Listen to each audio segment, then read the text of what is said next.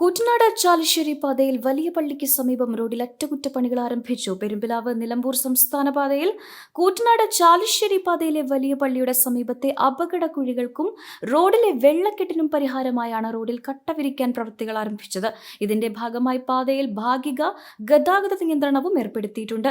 റോഡിൽ 120 മീറ്ററോളം ദൂരമാണ് വെള്ളക്കെട്ടും ചെളിയും നിറഞ്ഞ് ഏറെ ദുരിതമായി കിടക്കുന്നത്. കനത്ത മഴ പെയ്താൽ വെള്ളം കെട്ടിനിന്ന് റോഡിലൂടെയുള്ള ഗതാഗതം അതീവ ദുഷ്കരമാകും. ഇതിൽ ഏറ്റവും പ്രയാസമുള്ള സ്ഥലത്താണ് കട്ടവിരിക്കൽ പ്രവൃത്തി നടത്തുന്നതെന്ന് ജില്ലാ റോഡ് മെയിന്റനൻസ് വിഭാഗം അസിസ്റ്റന്റ് എഞ്ചിനീയർ പി ഷീബ അറിയിച്ചു.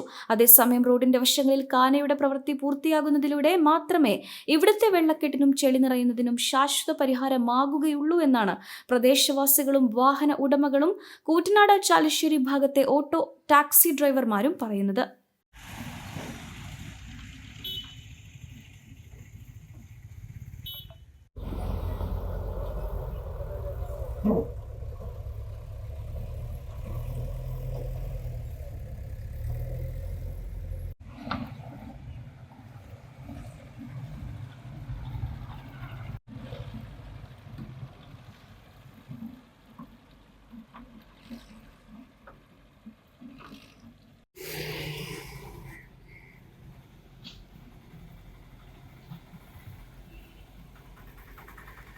വർഷത്തെ പ്രവർത്തന പാരമ്പര്യവുമായി മനസ്സിലുണ്ടോ മാക്സിലുണ്ടോ എന്ന തലക്കെട്ടിൽ എല്ലാ ഷോറൂമുകളും പുതുമയുടെ പര്യായങ്ങളായി പട്ടാമ്പിയിലും കൂറ്റനാടും കേച്ചേരിയിലും കൊപ്പത്തും.